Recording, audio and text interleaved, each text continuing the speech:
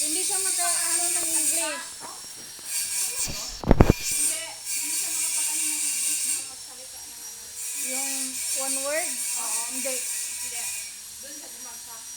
Doon ko siya na ano, yung nagbigulay, ay bigulay ba yun siya? O yung asawa, daddy-daddy niya. Daddy-daddy niya yung nakausap niya. Oo. Kinireksyonan ko siya agad kasi hindi ganyan ang pag-word. Hindi nga, ganun yan. Doon, sabi ko, ha? Napapanga ako talaga sa kanya. Uy, Hindi ba siya marunong mag-English? marunong siya, pero yung magsalita eh. Nang, Pag dinideliver word, pag-deliver niya ba, mali.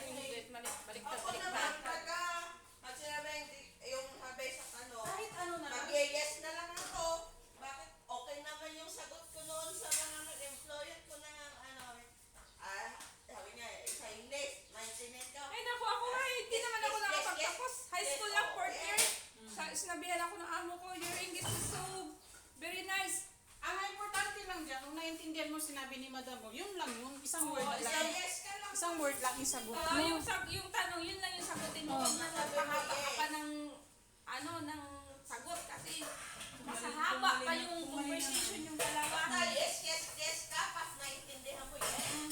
Pag sabi ni Madam, do you know how to wash the clothes? Yes, Madam. Ah, Yes, ganun madam. lang. Tapos tatanungin na, you willing to learn ganito ganon? Yes, madam, I will. Hindi yung hahabaan mo pa yung conversation yung dalawa. Ako nga nang puro yes lang At ko. sinabihan niya ako ng amo ko na, bawal dito boyfriend ha. Ay ko, yes madam, I have a husband. Okay, good. Do you have a kids? Yes, madam. How many? 2. Okay, good. Tawa talaga ako eh. Kasi marunong sabi ko, hindi ako mahihirapan nito. Marunong naman siya magtagalog kahit papano. Ah. Maganda yun. Ayun, tamad-tamad ha. Sabi Kasi niya gano'n. maano ka. Hirap siya magbigkas ng ng sentence ba? Nabaliktad na hindi mo. Baliktad siya. Na ano din namin yan. Nung time na Hindi ko na nga siya doon kinakausap. dito siya nagala din. Ay aba, ang ingay-ingay na gusto ko nang matulog kasi nga binabantayan ko nung nag-recruit kasi ako si Juan. Magbabiyahe si Juan dito pa Manila. Tapos alas 2 yung na-delay yung flight niya, bali mga 2 pa siguro ako darating sabi niya. Patay sabi ko sige matutulog ako ng maaga para pag tawag ko sa gate marinig ko masagot. Abay alas 12 na be, andito pa rin siya.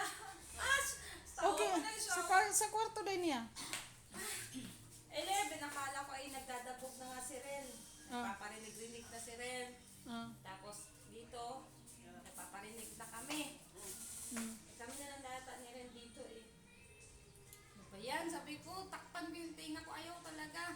Nagdadabog na si Ren. Tinitingnan niya siya ni Ren dito. Doon nga, parang hindi siya natutulog. Alas 3, gising na siya ate. Tapos- Napapatugtog, may kausap. Oo. Naulit ko kanina pagising ko. Naulit ako. Tapos sa bulyuman ko pag ayaw yung iPad ko, lumabas siya. Alas 3 pa yata yun, alas 4. Itong bata na to, wala yata Hindi, itong ganyan tulog. siya. Kaya nga umalis din si Iten, yung flight. Kaya nga dyan siya natutulog dun sa baba, si Andrea sa taas. Lumipat si Itil doon. Kasi Nainis nga, ako. nag-oowa si Itil, nagre-review. Kasi, nag-iiwan, sabi niya, hindi na magpatulog ka! Nagre-review ako, kaya tahimik ka! Doon sila nag-anuhan na yung dalawa ni Ay, kaya lumipat sa'yo sa Ethel. Oo, kaya doon Parang hindi siya pinili. natutulog ate. Tatlo sila Ay, ni- aga nang gumising. Tapos ang lakas ng music niya. Ngayon ka lang. Kaya nag-oowa siya, nalilate siya, di ba? Oo. Kasi nga anong oras siya natutulog, di na siya makaluto. Ay, may first na uwan niya nga. Andrea, ayaw mo bang matulog? Alas 12 na. Nag-ingay, naghalap. Labas-pasok talaga sa pinto. Eh, magluluto na daw siya. Oh, alas 12 nagluluto Alas siya. 12 pa rin. Ayaw nga ako noon. Sabi ko, pagkagising ko, nagising ako, naihi ako. Ha?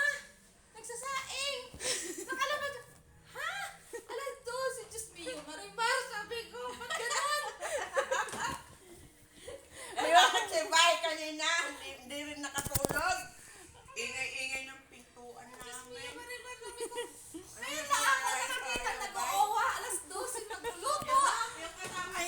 pagkabukasan, gagawin na naman niya ulit ng alas 12.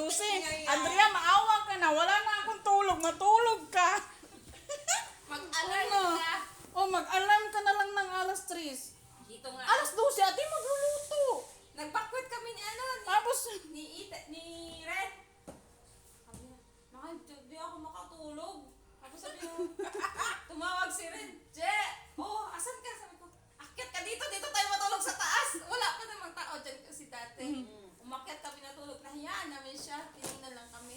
Hanggang sa taas, abot yung tawa niya, Diyos me, anong oras pa ako si Andrea matutulog na to? Mag-aalas 12 na, alauna na.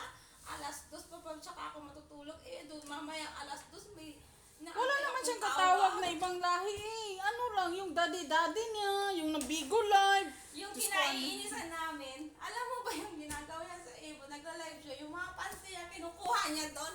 This is my panty. Oh my God, yeah. Yala. Come and me. Oh, nasasarapan ka na ba? Ginagano niya yung nasa live niya. Kulang na nasabi ko, putay mo yung ipakita mo sa live, Andrea. Sabi ko, nakakahiya ka. Kumuha talaga siya ng panty, be. Pinakita niya talaga yung panty doon. Sabi ko lang, hiya naman to, babae na to. Ito ba yung... May anak ba talaga to? Wala. Ano talaga siya ate? As in, kahit ako. Sabi ko, live yun. Ay, naku naman, para kasi yung panty mo, parang binakita mo din na din yung puki mo dun sa... Ay, Diyos ko. Abay naman yung mga lalaki. Hindi nakausap niya. Yung mga lalaki ba Ha? na nakausap? Hindi, Pilipina din. Yung mga kausap din niya, abang tawang-tawa niya. Oh, sige pa. Ganon siya ng ganon sa cellphone. Just me. At di talaga ate, kahit ako te, mapapasaway ako. Kaya nga doon, Sige pa, idiin mo pa. Ganon siya na ganon. Hi, naku, just me. Mariwal kami ko. Nagkakapera ba sila dyan? Sa ganyan? sa Bigo Live, magkakapera ka, pero meron naman. Pero wag Meron naman niya yung... mag-show eh. Mm. Gagamit, bibili siya ng Baka ano. sila senda ng coins, mga ganyan dito. Oo. Meron yan dyan na. Pero may ano yun, may respect yun sa sarili mo. Yung, Oo. wag naman yung... Meron yan na ano ako na, bibili siya ng toy. Tapos i-ano niya sa ano niya. Ganito halaga para igawin kong ganito. Mag-send siya. Yung mga ibang lahi or Pinoy, ganon. Meron ganun. Meron ganon. Pero takip yung mukha. Takip yung mukha. Takip yung mukha. Pero yung nakilala ko, yung ano ko, wala. As in, wild talaga siyang babae.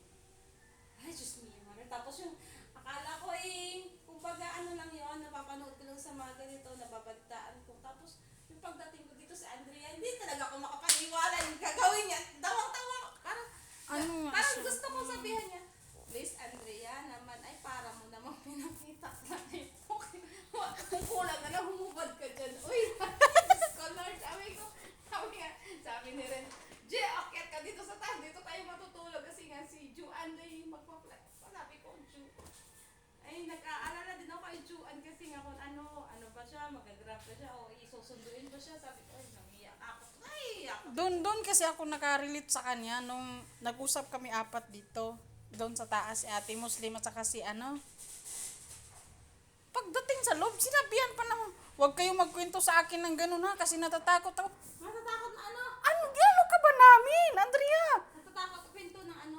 Nagkwento kasi ako about sa inalagaan ko nga maglinis ng katawan, paliguan. Tapos iba din yung kwento ni Ate, yung naranasan niya. Sa akin, Mga iba. experience yun lang naman. Yung mga experience namin, pagdating sa loob, Ate, hanggang bukas, yun pa din ang inaano niya sa akin. Ayaw ko na sa'yo, Andrea. Bahala ka sa buhay mo. Hindi ko na siya kinikibo. Narelate ko na talaga siya. Kung bakit hindi rin kami nagkikipong dalawa. Yung nag-hangout lang naman kami, hindi naman yung ano tulay. Kumbaga ano lang, lahat naman kami. Napapaisip ako. Lumabas kami. Yung kabiruan lang namin, ay ganito, ganun ha. Tapos, so may nakilala ako. Hindi ko naman ako interesado sa guy na yun. Lapit ng lapit sa akin yung lalaki. Tapos nung yung pinag-trip namin sa linggo yata yun ay, tara, medyo joke lang naman, nagkayayaan. Tara, tagay tayo, ganito, so boring. Tapos, ay sige, sabi ko, bilhin na kayo, naglalaba ako dyan. Tapos sabi niya, bigla siyang sumagot, patulan mo na nga si Tisoy para may pambili tayo ng Jen. Talaga? Sabi kong ganon. Tapos, di,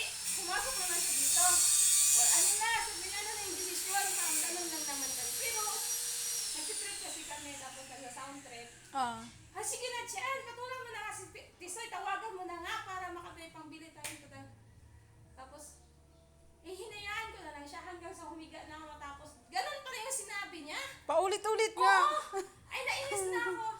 Talaga, Andrea, sabi ko, ganun ba talaga? Pag nakilala mo, pag ibebenta mo talaga kaluluwa mo para lang sa may kapalit o what? Na kung saan niya napabili ka lang ng ano. Hindi naman daw lahat.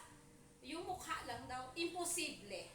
Sabi kong ganun. Imposible na magbibigay sa'yo yung lalaki na magkikita lang kayo, tapos bibigyan ka niya. Nakilala mo lang dun kung saan-saan. Imposible yun. Imposible. Sabi ko, hindi lahat. Sabi ko, meron naman ka akong lalaki.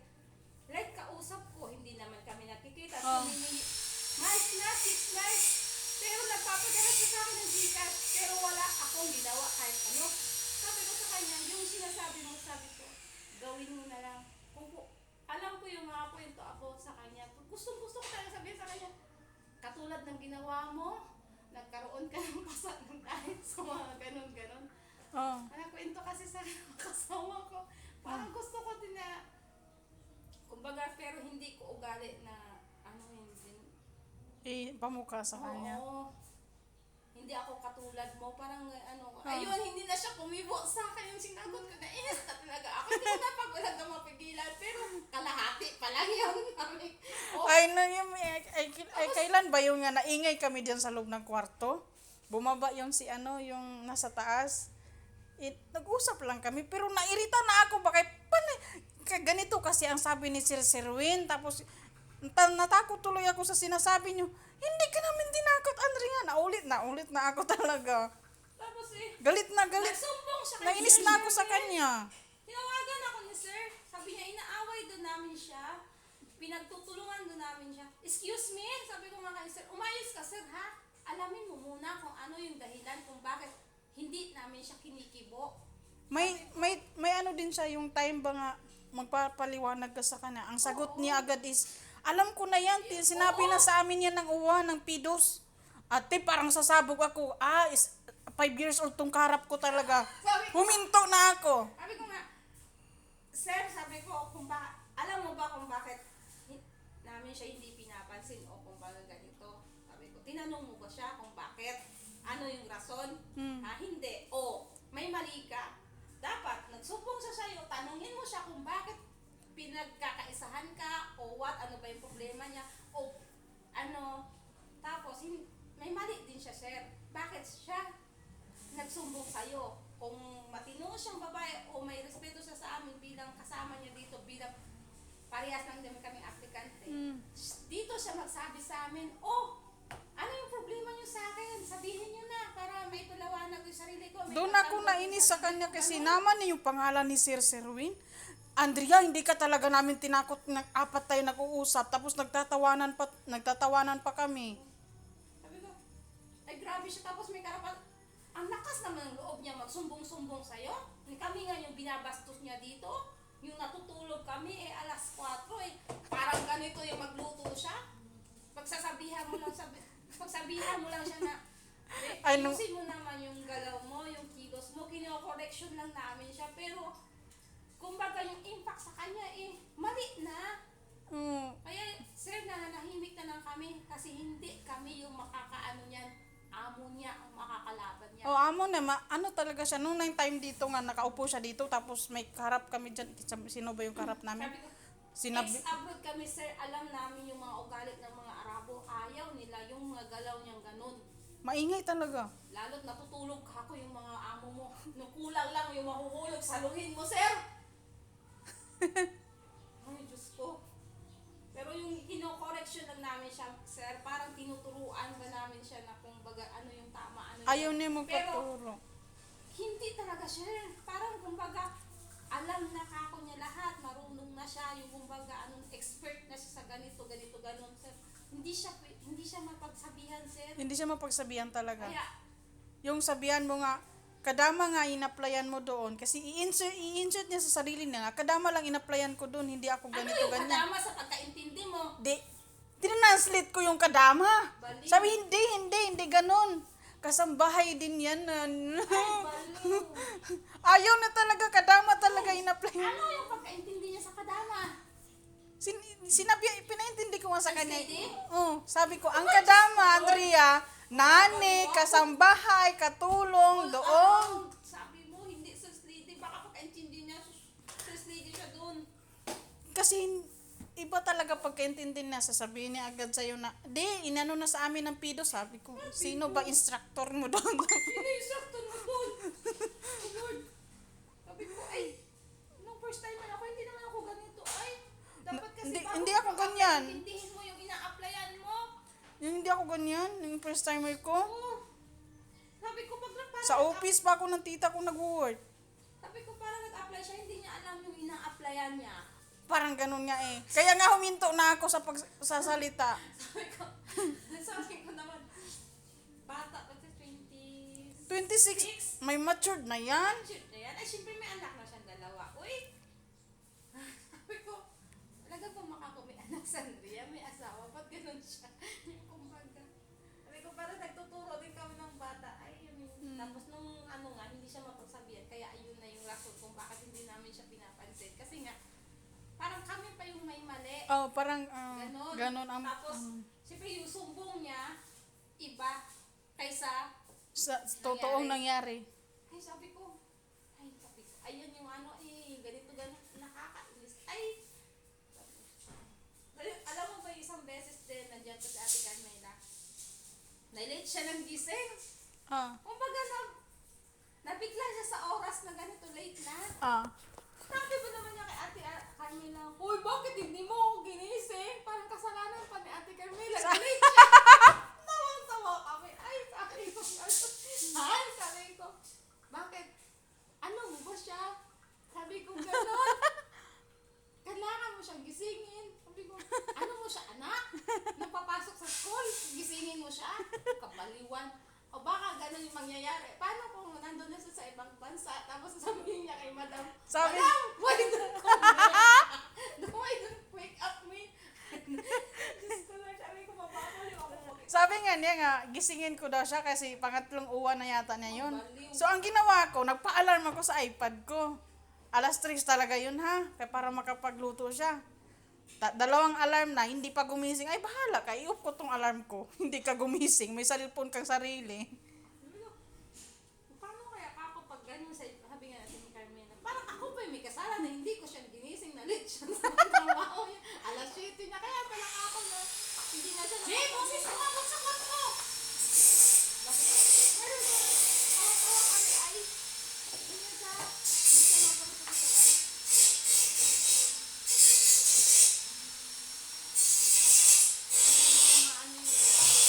Iba talaga siya. Natatawa. Hindi na ako masyadong nagkikimbo sa kanya. Kaya ganun si Sir. Narelate ko na talaga siya eh. Kasi makakala ni Sir. Nag-duty siya, siyempre alas at gising na to. Ah, Andun pa pinatutulog eh. Yung nagsasalita sa ano, sa TV. Yung nagsasalita. Andrea! sa CCTV. Andrea! Sa TV. Hala kasi sir. Andrea, bakit bukas ang gate? Ako yung bumukas. Hindi ko tulog pa ako sa Andrea, sir. Sabi ko, wala magpasok sa Andrea. Anong oras na? Akala ko naman hindi na siya kapag papasok. Ah. Pala yung sinabi. Ayun yung ano, yung sinabi niya kay Ate Carmela, hindi daw siya ginising. Ay, langhiya. Nalit daw tuloy siya. So sabi ko, ikaw yung may papasok, hindi ikaw. Sabi ko kaya sa Mela, siya yung papasok, hindi ikaw. Baliw. Paano ka ako pag nag-uwan ako eh? Kailangan pa talaga may Di, tagising. yun nga nangyari, alas 11, nagluto, alas 12. 12 yun. Diyos ko. Akala ko kung ano naman yung lulutuin niya. Yung pala prito din naman.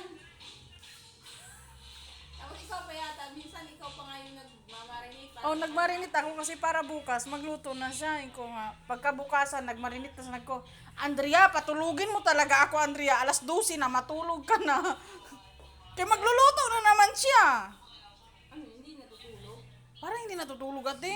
Hindi ginagawa sa sarili niya.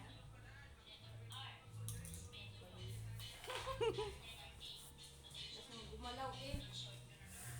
Parang may galit sa plato, may galit sa kawali. May maano talaga yan doon, mayayari yan doon sa mga kasama niya. Hirap pag may kasama niya Nagkawawa siya. Nala Ethiopia yung kasama niya. Ano? Aroy! Nako. Uy, mapapa. Maldita pa naman. Mapapasabi siya na, I'd go to Philippines. Talas! Okay lang, mabait yung Ethiopia makasama niya. Wala ka talaga siyang alam. Dapat bago siya mag-apply, alam na lahat ng mga ano doon. Papapaanin talaga. Dahil hindi ko na kinikibo. Bahala ka diyan sa buhay mo, Yan yung Andrea. mga dahilan kung bakit hindi siya pinagpipo. Tapos sasabihin niya, pinagkakaisan daw. Oh, di ko na kinikibuti. Napansin ko nga. Kasi ano talaga ti, parang 6 years old, 5 years old yung kaharap ko. Hindi daw sa pinakausap, hindi sa pinitibo. Kaya galit na galit ako kay Sir noon. Sir Win, nung tumawag siya sa akin, sinabihan ako. Pero pag tinignan mo siya parang May something talaga ti. tinignan mo siya kanina ginagawa. Yung magsusumbong siya, tapos iba yung nangyari, iba yung sumbong niya.